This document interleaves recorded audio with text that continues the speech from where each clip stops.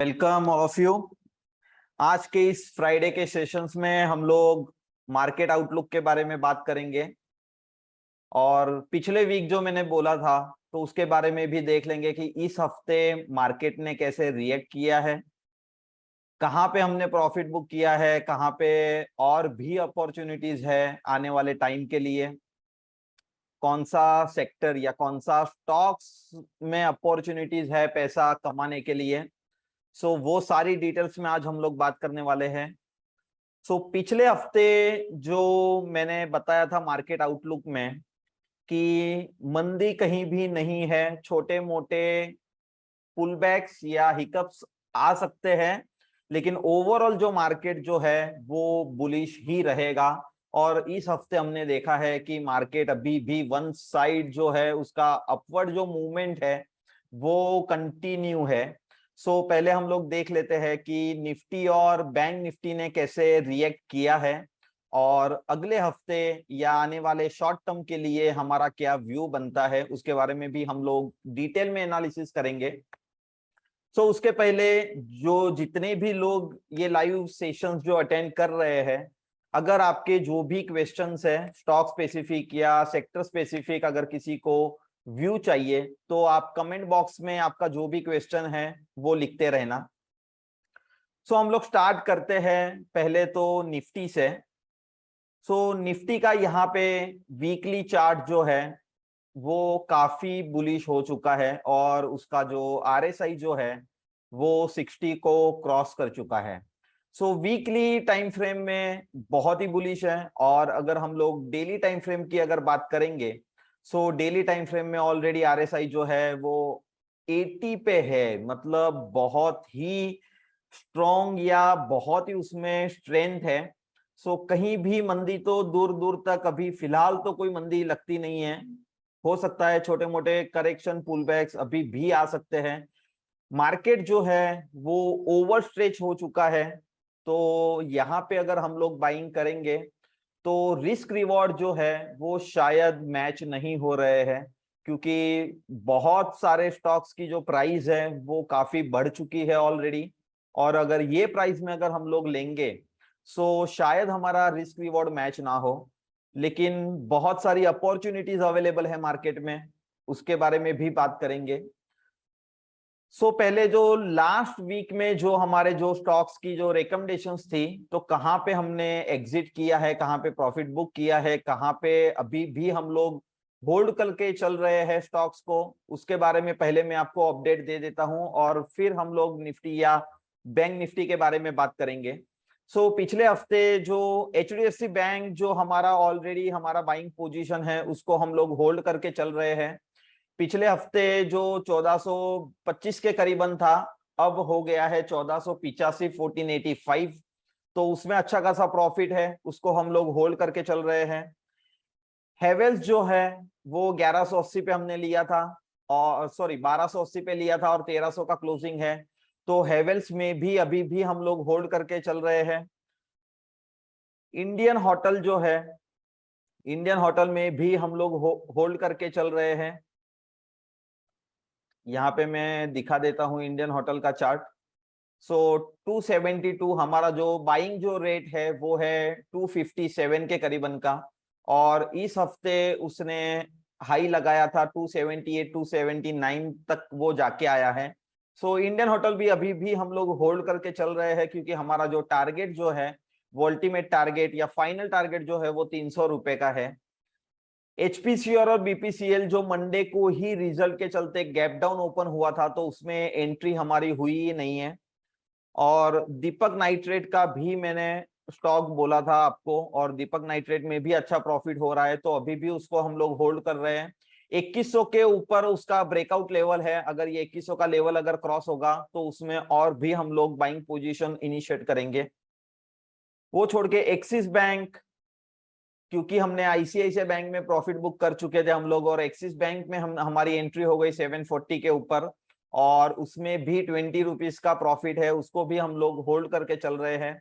और टाटा स्टील मैंने बोला था, टाटा स्टील में भी 109 रुपए के ऊपर हमने बाई किया था, और आज का जो क्लोजिंग है 112 रुपया 60 पैसा। सो ऑलरेडी 3% की प्रॉफिट जो है वो टाटा स्टील में हम लोग उसको भी होल्ड करके चल रहे हैं। सो इस हफ्ते और मैं 2 स्टॉक्स जो है वो ऐड करने वाला हूं, हमारी जो पूरी बाइंग लिस्ट है या बकेट लिस्ट है उसमें 2 स्टॉक्स मैं आपको बताने वाला हूं। सो पहले देख लेते हैं कि निफ्टी में क्या लगता है और अभी नेक्स्ट जो रजिस्टेंस या नेक्स्ट जो सपोर्ट जो है निफ्टी में वो कहाँ पे है। सो अगर डेली चार्ट की अगर बात करेंगे, सो डेली चार्ट आरएसआई के ऊपर तो बहुत ही स्ट्रांग लग रहा है, तो पूरा बुलिश मार्केट है। लेकिन जैसे मैंने आपको बोला कि मार्केट जो है वो काफी स्ट्रेच हो चुका है, तो शायद एक छोटा मोटा या टेम्पररी टाइम बिंग करेक्शन या टाइम बिंग पुल बैक आ सकता है, क्योंकि निफ्टी जो है उसके जो ट्रेंड लाइन के जो रजिस्टेंस पे है, यहाँ पे मैं ट्रेंड लाइन भी ड्रॉ कर लेता हूं और बिल्कुल ये रेजिस्टेंस पे खड़ा है।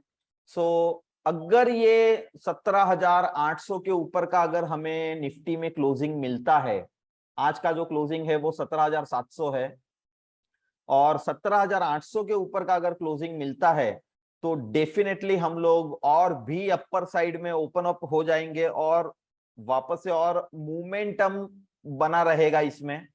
लेकिन हो सकता है कि निफ्टी ये रेजिस्टेंस ले और छोटा सा एक करेक्शन भी दे दे।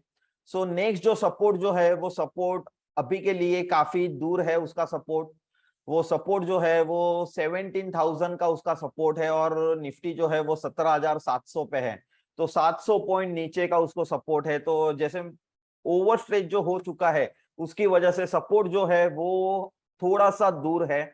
सो अभी भी हमें बाइंग करके ही चलना है, सेलिंग में जाना नहीं है। अगर डीप आता है मार्केट में, अगर मार्केट में पुल बैक आता है तो हमें बाय करके ही चलना है, शॉर्टिंग अपॉर्चुनिटीज अभी ढूंढने की जरूरत नहीं है। रेदर देन बाइंग अपॉर्चुनिटीज ढूंढेंगे, पैसा उसमें ही आ रहा है, सारे स्टॉक्स की प्राइस जो है वो अच्छी रिकवरी पे है, अच्छे अप ट्रेंड में स्टॉक्स हैं। सो बैंक निफ्टी के बारे में अगर बात करेंगे तो जैसे मैंने बोला था कि निफ्टी को जो आउट परफॉर्म करेगा वो करेगा हमारा बैंक निफ्टी। और बैंक निफ्टी अगर आप देखोगे तो ये जो ट्रेंड लाइन जो है उसका जैसे ही ब्रेकआउट आया उसके बाद में उसकी एग्रेसिव जो मूवमेंट है वो अभी उसकी कंटिन्यू है। सो बैंक निफ्टी में भी अगर नेक्स्ट वीक के लिए जो रजिस्टेंस जो फेस करना पड़ेगा वो है 39,400 के करीबन का रेजिस्टेंस है। अगर वो क्रॉस करेगा तो उसमें भी और भी अपसाइड हमें देखने को मिलेगा।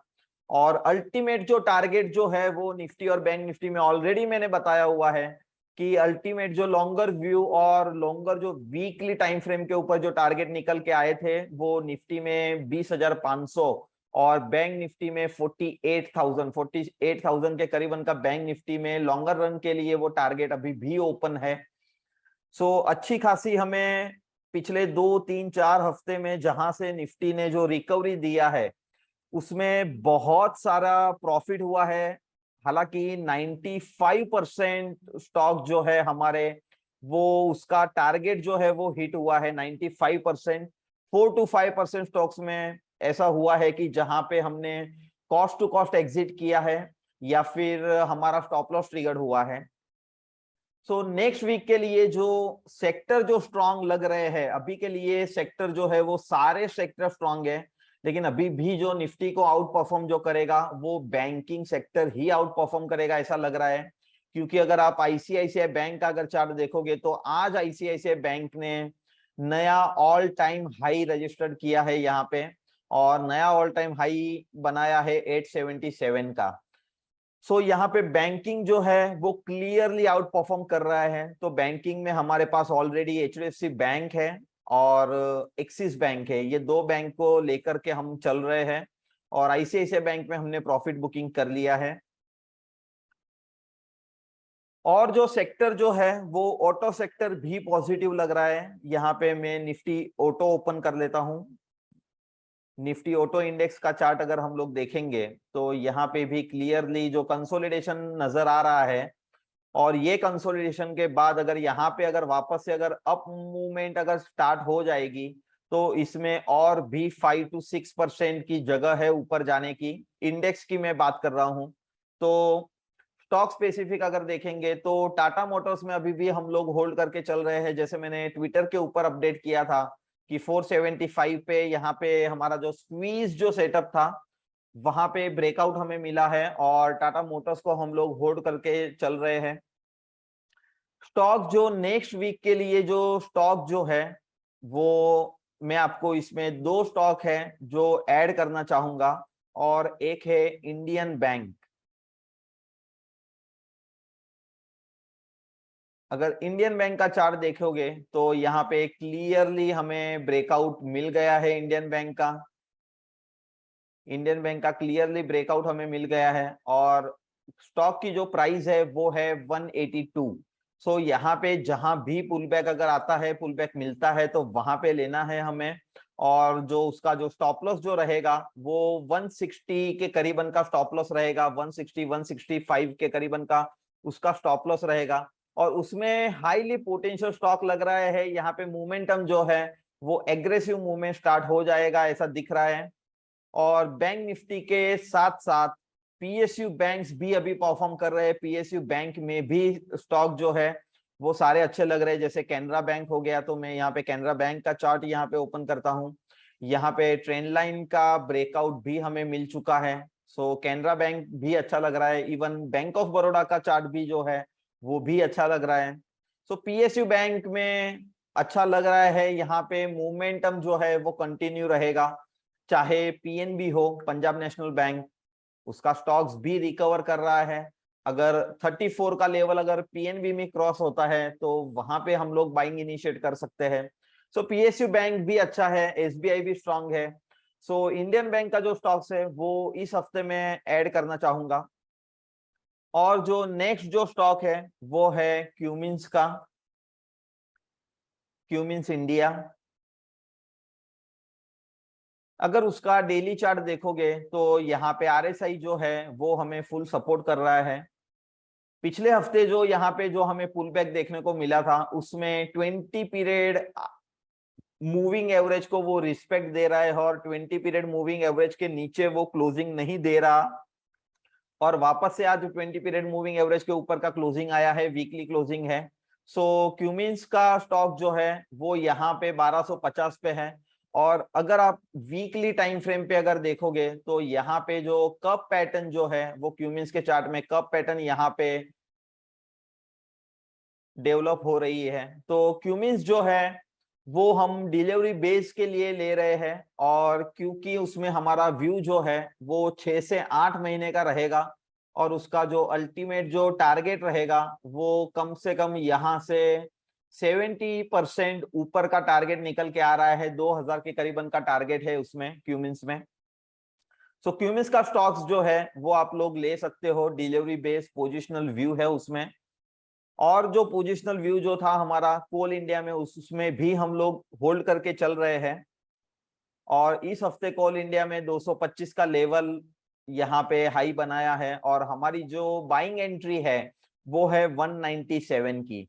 सो ऑलरेडी कोल इंडिया में हम लोग अच्छे खासे 20% के प्रॉफिट पे चल रहे हैं, 25% के प्रॉफिट पे चल रहे हैं। फिर भी अभी भी होल्ड कर रहे हैं। यहाँ पे प्रीवियस रेजिस्टेंस भी क्रॉस हो चुका है। तो लगता है कि कोल इंडिया का जो स्टॉक्स है वो यहाँ से और भी अपर मूवमेंट या मोमेंटम जो है उसका वो कंटिन्यू रहेगा। सो कोल इंडिया का जो अल्टीमेट जो टारगेट रहेगा वो रहेगा 250 260 का टारगेट रहेगा कोल इंडिया में। तो उसको भी हम लोग होल्ड करके चल रहे हैं। बाकी ज्यादा इस हफ्ते आपको बताने के लिए ज्यादा कुछ नहीं है क्योंकि ऑलरेडी मार्केट हमारे एक्सपेक्टेशंस के हिसाब से ही परफॉर्म भी कर रहा है। और वो हिसाब से हमारे स्टॉक्स में ऑलरेडी बाइंग पोजीशन है और सारी जितनी भी पोजीशन है सारी पोजीशन प्रॉफिट में है। एक भी पोजीशन हमारी अभी भी लॉस में नहीं है। सो हमारे जो स्टॉक्स है वो अच्छा परफॉर्म भी हो रहा है, प्रॉफिट भी हो रहा है, तो उसको ही हम लोग होल्ड करके चलेंगे। हालांकि अभी 3 दिन की continuous back to back holidays है, सैटरडे संडे और मंडे। 15 अगस्त इंडिपेंडेंस डे है। सो इस 15 अगस्त की मैं एडवांस में सबको हार्दिक शुभकामनाएं देता हूं, बधाई देता हूं। सो 3 दिन की हॉलीडेज है, आप लोग एंजॉय करिए। और जो भी हमारी पोजीशन जो हम लोग होल्ड करके चल रहे हैं, तो मैंने आज ट्विटर के ऊपर भी मैंने रनिंग मार्केट मतलब लाइव मार्केट में मैंने पोस्ट कर दिया है कि बहुत सारी पोजीशंस में हम लोगों ने पोजीशंस को जो है वो स्केल डाउन किया है, हालांकि एग्जिट नहीं किया है, स्केल डाउन इसीलिए किया है क्योंकि बैक टू बैक हॉलीडेज है, और जो हॉलीडेज में जो है अगर अनसर्टन अगर कुछ इवेंट हो जाता है तो वो रिस्क हम लेना नहीं चाहते हैं। सो मैंने ट्विटर के ऊपर भी पोस्ट किया था यहाँ पे कि निफ्टी जो है वो रेजिस्टेंस पॉइंट पे है और exiting with many positions because I don't want to take risk on continuous holiday, और carrying small quantities on given stock. जो भी स्टॉक्स का जो भी रिकमेंडेशंस मैंने दिया है उसमें सारे में स्मॉल क्वांटिटीज में अभी भी हम लोग होल्ड करके चल रहे हैं, क्योंकि निफ्टी का जैसे मैंने बताया आप लोगों को कि रेजिस्टेंस जोन पे है, तो उसको ये रेजिस्टेंस क्रॉस करना होगा फर्दर अपसाइड के लिए। अगर ये रेजिस्टेंस अगर लेता है तो निफ्टी में हो सकता है हम लोग एक हफ्ते या 2 हफ्ते के लिए थोड़ा सा कंसोलिडेशन और पुल बैक हमें देखने को मिले। और रिस्क रिवॉर्ड जो है वो इस रेट पे मैं रिकमेंड नहीं करूंगा कि यहाँ पे बाइंग करिए, क्योंकि रिस्क रिवॉर्ड जो है हमारा यहाँ पे मैच नहीं हो रहा है। तो हम लोग वेट करेंगे कि जहां भी पुल बैक मिलता है वहीं पे वापस से एंट्री करेंगे, ताकि हमारा रिस्क भी कम हो और उससे ज्यादा हमें 1:2, 1:3, 1:4 के हमें रिवॉर्ड्स मिले। सो उसके लिए हम लोग वेट एंड वॉच करेंगे मार्केट में क्या लगता है क्या नहीं लगता है। तो उसके बाद में अभी जो आपका जो क्वेश्चन है उसके ऊपर ध्यान दे देता हूं, जो भी क्वेश्चन है आपके। सो मोनिश भाई का क्वेश्चन है कि इन्फोसिस और ग्रासिम में क्या व्यू है, तो वो देख लेंगे कि इन्फोसिस और ग्रासिम में क्या लगता है, क्योंकि सेक्टर जो है मोनिश भाई सारे पॉजिटिव है। तो इन्फोसिस में ओवरऑल जो चार्ट जो है वो बुलिश है, लेकिन यहाँ पे इंडिकेट कर रहा है कि ये जो प्रीवियस जो रेजिस्टेंस है उसका वो यहाँ पे फेस करने की कोशिश कर रहा है 1635 के करीबन का, और हो सकता है हमें एक पुल बैक देखने को मिले 1550 के करीबन। अगर इन्फोसिस आता है तो वहां पे बाइंग इनिशिएट की जा सकती है, अदरवाइज स्टॉक्स में कोई बेरिश व्यू नहीं है, सिर्फ इतना ही है कि थोड़ा सा पुल बैक शायद हमें देखने को मिले। तो अगर पुल बैक अगर देखने को मिलता है तो वहां पे आप लोग बाइंग इनिशिएट कर सकते हो। नेक्स्ट स्टॉक जो है वो है ग्रासिम इंडस्ट्रीज का, सो उसमें देख लेते हैं। सो ग्रासिम इंडस्ट्रीज का स्टॉक जो है वो भी काफी बेहतरीन है, स्ट्रॉन्ग है, बुलिश में है, आरएसआई सपोर्ट कर रहा है। उसकी जो प्राइस जो है वो 20 पीरियड मूविंग एवरेज के ऊपर होल्ड कर रहा है वो। सो ग्रासिम में बिल्कुल होल्ड करिए, कोई दिक्कत नहीं लग रही है। पुल बैक का ध्यान रखिएगा, नई पोजीशन क्रिएट करने से पहले आप आपकी रिस्क जो है वो रिस्क कितनी है वो आप पहले देखिएगा, उसके बाद में ट्रेड करिएगा, क्योंकि रिस्क रिवॉर्ड जो है अभी मैच नहीं हो रहा है। अगर ग्रासिम का ही एग्जांपल अगर हम लोग लेते हैं, सो ग्रासिम में जो नेक्स्ट सपोर्ट जो है वो कहीं भी सपोर्ट नहीं लग रहा है दूर दूर तक। सो सीधा सपोर्ट जो है उसको 1450 का है और अभी जो है 1620 है, तो ये रिस्क रिवॉर्ड जो है वो हमारा मैच नहीं हो रहा है। सो वेट एंड वॉच करेंगे, पुल बैक आता है पुल बैक में लीजिए, वो अच्छा रहेगा। और उसका शायद रिजल्ट भी आज है, शायद आया नहीं आया पता नहीं है मेरे को, शायद। सो रिजल्ट के ऊपर का मोमेंटम देखना होगा। सो ग्रासिम भी ओवरऑल स्ट्रांग लग रहा है। नेक्स्ट जो क्वेश्चन है आईडीएफसी फर्स्ट बैंक, सो दिलीप भाई देख लेते हैं आईडीएफसी फर्स्ट में क्या लगता है हमें। जी बिल्कुल, आईडीएफसी फर्स्ट बैंक में कोई दिक्कत नहीं लग रही है। लॉन्ग जो ट्रेंड लाइन है उसका ब्रेकआउट ऑलरेडी आ चुका है, आरएसआई ऑलरेडी सपोर्ट कर रहा है, मूविंग एवरेज यहाँ पे सपोर्ट कर रहा है, प्राइस एक्शन सपोर्ट कर रहा है, प्रीवियस रेजिस्टेंस जो है वो भी क्रॉस हो चुका है। तो आईडीएफसी बैंक में कहीं भी दिक्कत नहीं लग रही है, स्ट्रांग है स्टॉक्स। अगर आपके पास है तो उसको होल्ड करके चलिए। सो नेक्स्ट क्वेश्चन है वीडीएल का। सो निशित भाई का क्वेश्चन है वेदांता में क्या लगता है। सो वीडीएल का स्टॉक्स हम लोग देख लेते हैं, वेदांता लिमिटेड। सो वेदांता का जो स्टॉक्स है वो काफी इंप्रूव हो चुका है, मतलब जो उसका जो प्रीवियस जो 3 हफ्ते पहले जो बेरिश व्यू था और जो स्टॉक्स की जो पिटाई हुई है 450 से लेकर के सीधा 200 रुपए तक, सो ऑलमोस्ट 50% से भी ऊपर वो स्टॉक गिर गया था और अभी धीरे धीरे वो रिकवर कर रहा है। लेकिन वेदांता का स्टॉक्स रिकवर जरूर कर रहा है, लेकिन उसमें सिर्फ इतना ही है कि अगर मार्केट सपोर्ट करेगा और सेक्टर अगर सपोर्ट करेगा तो वो हिसाब से वो परफॉर्म करेगा, लेकिन पूरे सेक्टर को आउट परफॉर्म करेगा ऐसा नहीं लग रहा है वेदांता का जो स्टॉक है। क्योंकि अगर आप वीकली चार्ट अगर देखोगे तो वीकली चार्ट जो है वो अभी भी काफी बेरिश है। सो अगर आपको मेटल स्टॉक्स में अगर करना है तो ऑलरेडी मैंने ट्विटर के ऊपर स्टील अथॉरिटी का मैंने ऑलरेडी चार्ट पोस्ट किया हुआ है, उसमें आप लोग ले सकते हो स्टील अथॉरिटी में। क्योंकि स्टील अथॉरिटी का यहाँ पे जो गैप था और गैप जो प्रीवियस रेजिस्टेंस था वो भी उसने क्रॉस कर दिया है, तो स्टील अथॉरिटी बेटर लग रहा है। और ऑलरेडी हमारे पास टाटा स्टील भी है, तो या तो स्टील अथॉरिटी या तो टाटा स्टील, इसमें आप लोग कर सकते हो। वेदांता को अवॉइड करिए, ये मेरा सजेशन रहेगा। सो पावर ग्रिड कॉर्पोरेशन, जी उमेश जी देख लेते हैं पावर ग्रिड कॉर्पोरेशन क्या लगता है हमें।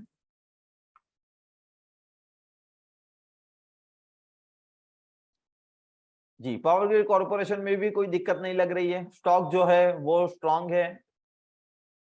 और उसका जो इमीडिएट जो सपोर्ट जो रहेगा वो 218 का सपोर्ट रहेगा, 218 219 का सपोर्ट है। अगर वो सपोर्ट को ब्रेक करता है तो यहाँ पे एग्जिट करिएगा, क्योंकि पावर ग्रिड का जो प्रीवियस जो मूवमेंट जो है वो मार्केट से आउट परफॉर्म नहीं कर रहा है, मार्केट से अंडर परफॉर्म कर रहा है। तो अभी ये स्टॉक स्ट्रांग है, लेकिन अगर ये 218 या 219 का लेवल अगर ब्रेक होता है तो वहां पे एग्जिट की मैं रेकमेंड करूंगा आपको। और जब तक अगर ये लेवल अगर ब्रेक नहीं करता है तो तब तक आप ये स्टॉक्स में बने रह सकते हैं। सो नेक्स्ट क्वेश्चन देख लेते हैं कि इन्फो एज, सो नौकरी में क्या लगता है वो एक बार देख लेंगे। इन्फो एज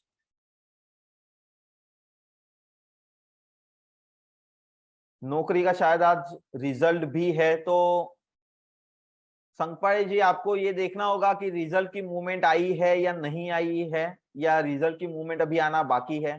स्टॉक जो है वो धीरे धीरे स्ट्रांग हो रहा है, लेकिन जो आउट परफॉर्म वाले जो स्टॉक्स है उसमें नहीं आ रहा। सो आउट परफॉर्म करेगा ऐसा नहीं लग रहा है, मार्केट सपोर्ट करेगा वो हिसाब से चलेगा।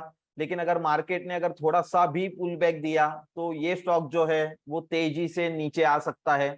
सो यहाँ पे ध्यान रखिए, इमीडिएट जो सपोर्ट जो लग रहा है वो यहाँ पे 4200 पे यहाँ पे इमीडिएट सपोर्ट है। अगर ये सपोर्ट को ब्रेक करता है तो वहां पे सपोर्ट और 20 पीरियड मूविंग एवरेज दोनों का लेवल सेम यहाँ पे आ रहा है। तो अगर 4200 का लेवल अगर ब्रेक करता है तो वहां पे एग्जिट करिएगा। सो कैनरा बैंक में क्या लगता है, तो जी बिल्कुल विश्वास जी, मैंने जैसे ही बताया कि पहले ही मैंने बताया कि पीएसयू बैंक जो है वो काफी स्ट्रांग लग रहे हैं। जैसे कैनरा बैंक हो गया, बैंक ऑफ बड़ौदा है, एसबीआई है, इंडियन बैंक का तो ऑलरेडी मैंने आज बाइंग रिकमेंडेशंस भी दिया है। सो कैन बैंक का स्टॉक्स भी अच्छा लग रहा है। छोटा सा हर्डल है 240 के करीबन का, अगर 240 अगर क्रॉस होता है तो उसकी जो अपर साइड जो है वो ओपन हो जाएगी और उसका मोमेंटम जो है वो एग्रेसिवली मोमेंटम हमें देखने को मिला है, देखने को मिलेगा हमें। लेकिन उसके लिए वो 238 240 का जो लेवल है वो पहले तो क्रॉस करना होगा। सेकेंड, उसका जो इमीडिएट जो सपोर्ट जो है वो 220 के आसपास का सपोर्ट है। अगर ये 220 को अगर ब्रेक करके अगर नीचे आ जाता है तो एक बार के लिए उसको एग्जिट कर लेना है हमें, फिर होल्ड नहीं करना है। अगर आपके पास अगर ऑलरेडी आपकी बाइंग पोजीशन है तो उसको आप 220 का स्टॉप लॉस लगा सकते हो। और अगर आपकी बाइंग पोजीशन नहीं है तो आप 240 के ऊपर 238 240 के ऊपर आप लोग बाइंग इनिशिएट कर सकते हो। सो नेक्स्ट क्वेश्चन है दीपक जी का, टाइटन के ऊपर क्या व्यू है, तो बता देता हूं मैं टाइटन में क्या लगता है हमें।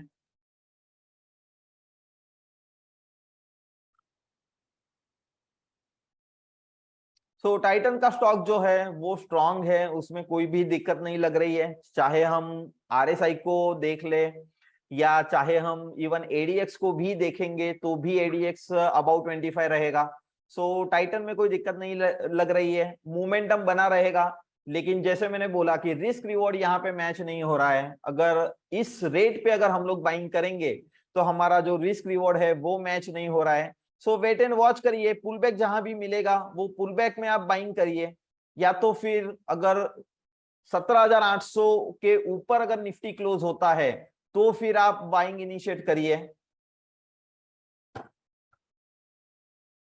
सो नेक्स्ट क्वेश्चन जो है वो महेश जी का है, न्यूरेका क्या लगता है। सो न्यूरेका का स्टॉक्स में देख लेता हूं, न्यूरेका लिमिटेड। सो यहाँ पे जी आज के सेशन में फर्स्ट स्टॉक ऐसा है जहां पे मैं बाइंग रेकमेंड नहीं करूंगा, जहां पे प्राइस एक्शन हमें सपोर्ट नहीं कर रहा है, जहां पे इंडिकेटर्स हमें सपोर्ट नहीं कर रहे हैं, बहुत ही वीक है ये स्टॉक, उसमें बिल्कुल भी बाइंग मत करिए। अगर निफ्टी ने थोड़ा सा भी यहाँ पे अगर रिएक्शन दे दिया या पुल बैक दे दिया तो ये स्टॉक्स में जो गिरावट जो है वो वापस से स्टार्ट हो जाएगी। तो अवॉइड करिए सर, न्यूरेका में बिल्कुल भी बाइंग मत करिएगा। जब तक ये 1220 1225 का लेवल जब तक ये क्रॉस नहीं करता है तब तक कोई बाइंग मत करिएगा उसमें।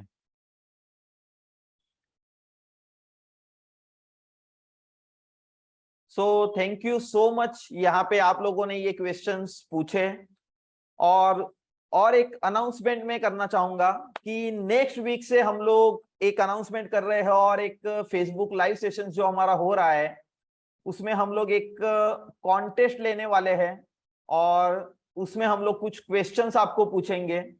ये क्वेश्चंस जो रहेंगे वो स्टॉक मार्केट के रिलेटेड ही रहेंगे, और जो हमारे वीकली जो सेशंस रहते हैं वो वीकली सेशंस में मैं क्या रेकमेंड करता हूं क्या नहीं करता हूं, और उसके बारे में भी ये क्वेश्चंस हो सकते हैं।